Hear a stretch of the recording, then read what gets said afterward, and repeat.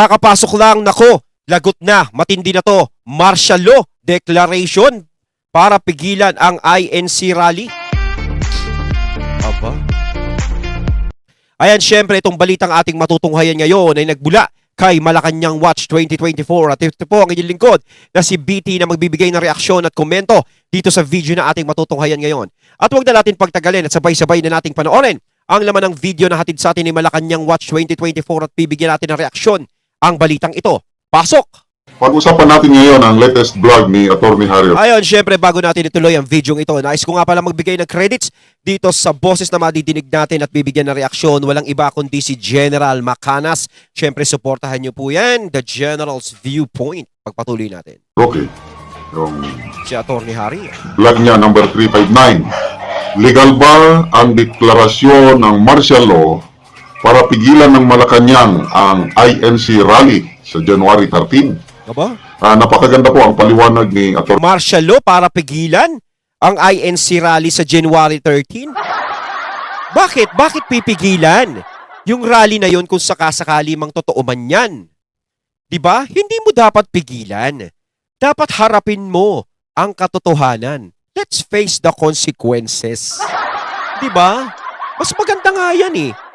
Para malaman mo. Para malaman nyo kung ano yung nagiging kakulangan ninyo. Diba?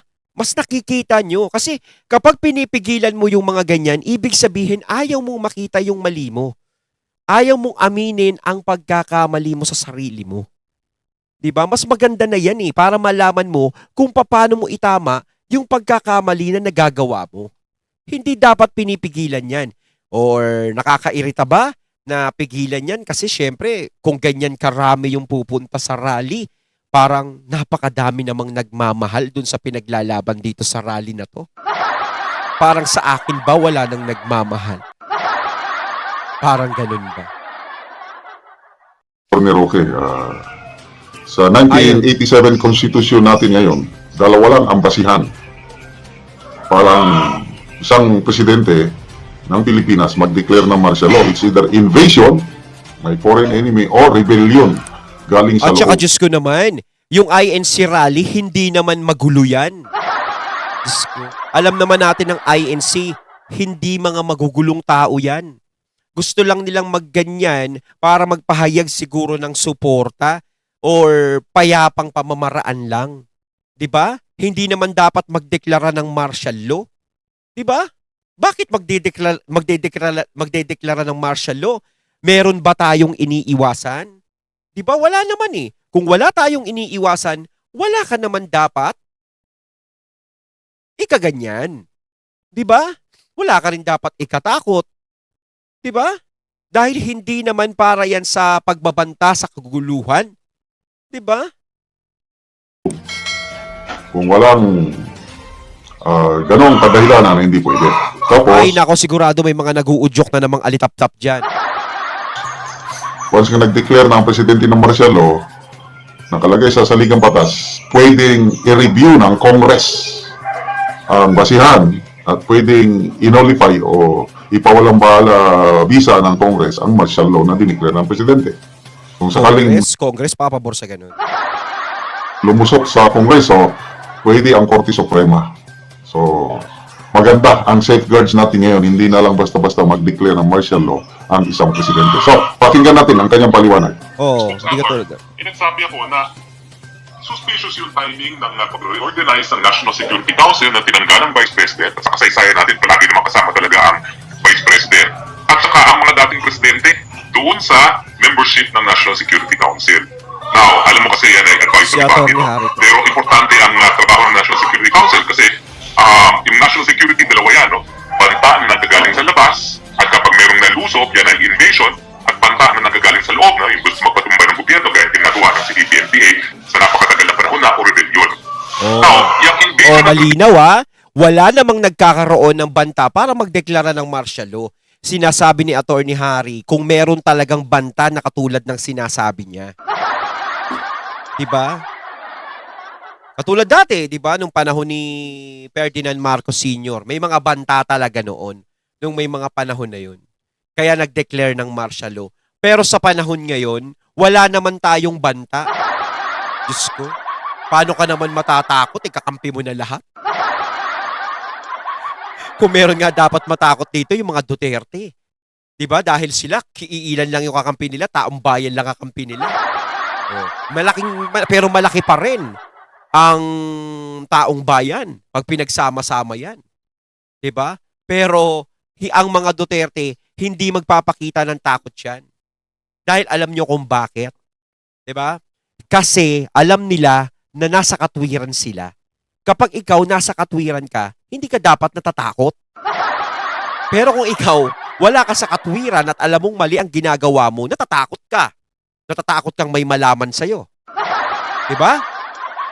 O gaya nito, nababalitaan natin na maaaring magkaroon ng martial law sa rally ng INC. Ibig sabihin nun, natatakot ka na may malaman. Diba? Kasi kung hindi ka natatakot, wala ka dapat ikatakot. Parang puro takot eh. No? Diba? Wala ka dapat ideklarang ganun. Yun. Yan ay isang bagay na binibigyan advice ng National Security Council ang presidente. No? So nakapagtataka talaga bakit tinanggal si Bibi Sara, si dating presidente Rodrigo Roa Duterte at si Gloria Macapagal-Arroyo at Erap Estrada doon sa advisory body na magbibigay advice sa presidente. Kung para sa akin, yung dalawa lang tatanggalin dyan eh. Parang dinamay na lang yung dalawa din eh. No? Kayo mga katunay na sa tingin nyo. Para hindi masyadong halata eh. Sa Republika na galing sa labas, na invasion o galing sa loob na rebellion. Now, ano ba yung importansya ng invasion at rebellion? Well, sa ating saligang batas kasi, naalala niyo naman, ang 1987 Constitution yan na isang reaksyon sa diktadorya ng Marcos Sr. No? Kaya, ginawa nila ng paraan na hindi mauulit muli yung ginawa ni Marcos Sr. noong 1972. Yung mga bata pa na hindi pa sinisilang ng mga panahon na yun, nung nagkaroon ng declaration of martial law, pinadlak ang Kongreso at binubag ang Kongreso. Si Marcos Sr. ang gumagawa ng mga batas at pinakulong lahat ng kalaban ng gobyerno. At linimitahan ang kalayaan malayang pananalita. No? So in other words, nagkaroon ng diktadurya. At ang diktadurya niyan ay umabot ng hanggang 20 taon, no? 20 years. So ang mga gaya po na lumaki sa martial law, bakit pa kami na may bagong silang, may bago ng, mga bagong lipunan na yan, no? Na parang ginagawa rin ngayon ni Marcos Jr. dun sa kanyang tema na bagong republika. Kaya suspicious no? Bagong lipunan, bagong republika. Kaya lang talaga, yung bagong republika ay talaga namang nasasapul, no? Dahil sa lahat ng mga masamang mga pangyayari, yung isa sa delikadong Maynila, yung mga ganyan ba, isa sa pinakamasamang quality of life, bumalik na tayo sa dating Pilipinas kung ganyan ang ibig sabihin ng bagong republika. Pero mabalik tayo sa pinag-uusapan natin. So yung kahalagahan ng panlusog, invasion at rebellion ay dahil sa 1987 Constitution, heto na lamang ang pupwedeng basihan para... Pero sa tingin ko, hindi na para maging katulad ng dating martial law yung gagawin ngayon. Diba? Hindi naman basta-basta nilang mailalagay yan dyan eh. Diba? Hindi katulad dati. Iba na kasi panahon ngayon. Diba? Upgraded na tayo ngayon. Kahit ang isip ng tao ngayon is upgraded na. Hindi ka na basta-basta makakapag-desisyon ng kung ano-ano. Diba? Marami ka pang pagdadaanan ngayon bago mo anuhin yan.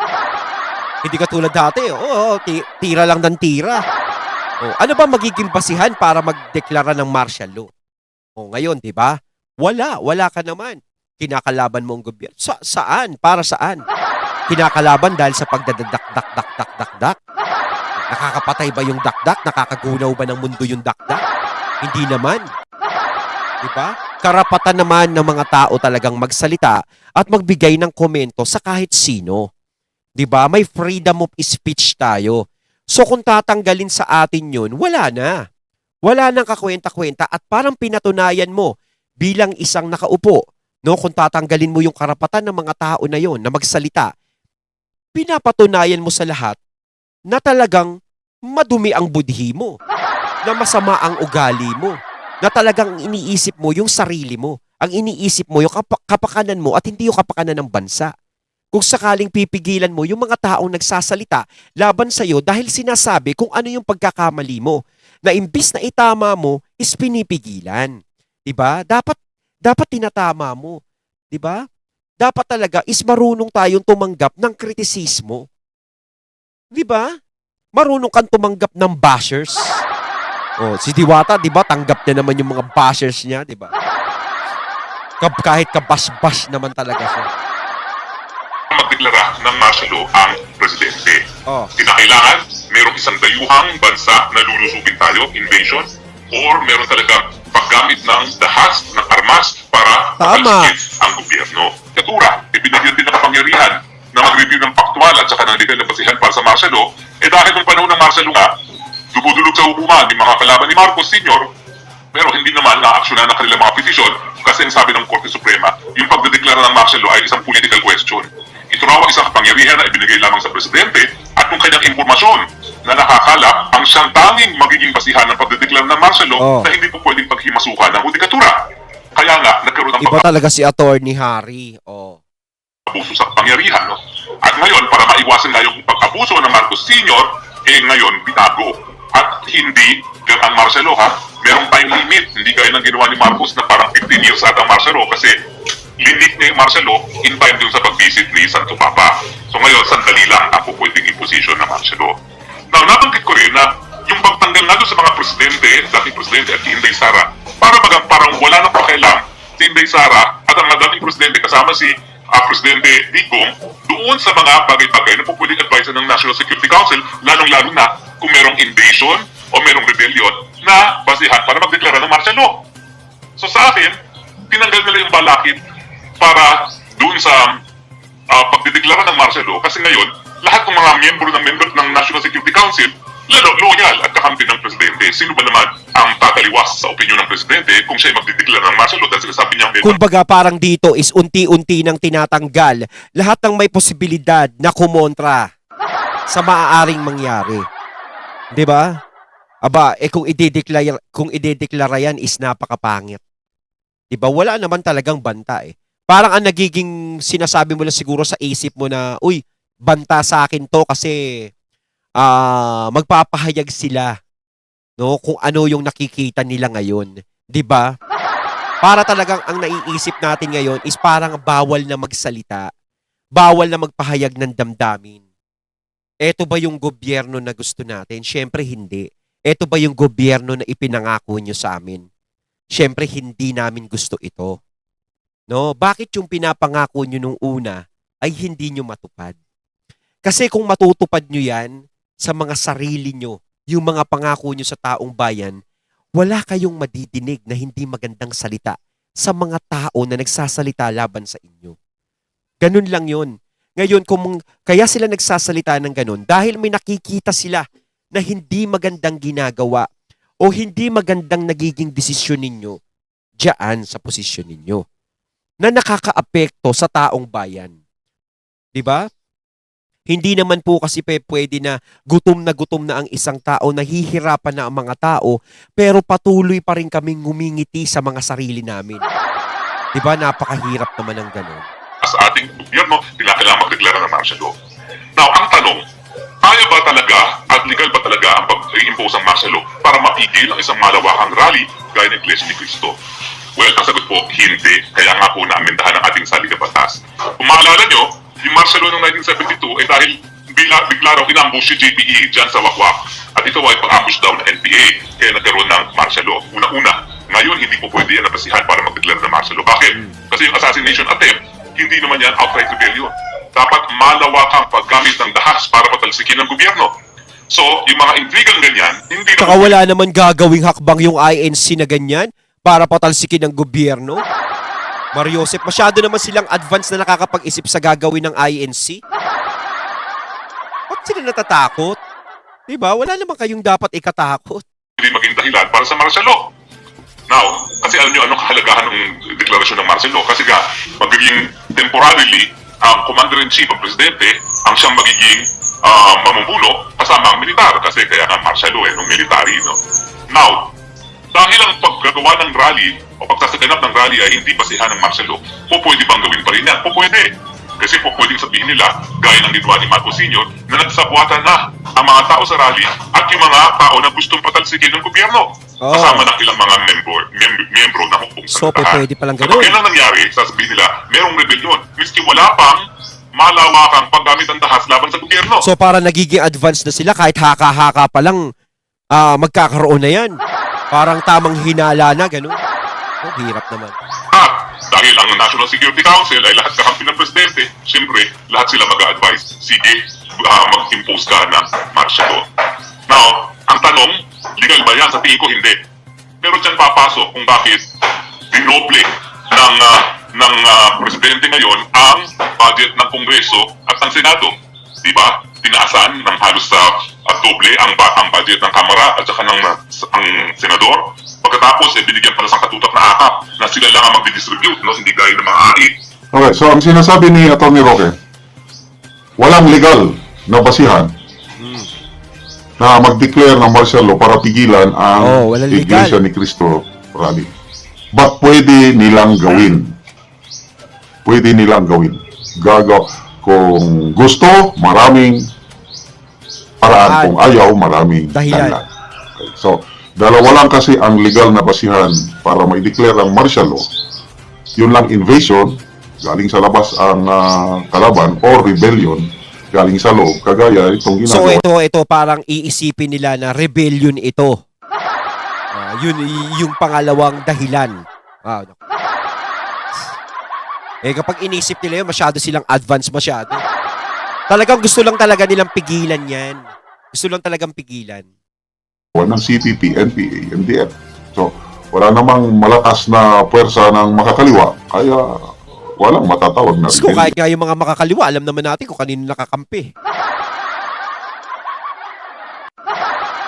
Diba? Kadalasan lang naman kaya nagkakaroon ng ganyan na dahil yung, diba, mga makakaliwa ang isang nagpapasimuno ng mga kung ano-ano. Hindi naman kakampi ng INC ang makakaliwa. Hindi naman kakampi ng mga Duterte ang makakaliwa. Diba? Wala namang may kakampi sa makakaliwa. Yung mga makakaliwa ang ewan. Sino kakampi nila? Wala rin naman tayong kaaway sa labas. So, walang invasion. So, walang legal na basihan. Kailan, bantayan natin kasi nakakaduda yung ginawa nila na pag-reorganize ng National Security Council na tinanggal na nila ang mga former presidents at saka si BP Sara. So, sila na lang nag-usap. Pwede nilang gawin kung anong gusto nilang gawin. Ayun, at ating natunghayan ng video na nagmula kay Malacanang Watch 2024 at syempre natunghayan natin ang boses na yon na binigyan natin ng reaksyon, walang iba kundi si General Macanas. Kayo mga katunay, anong masasabi nyo tungkol dito? Comment lang po kayo sa comment box. So once again, I'm BT and I'm out. Peace.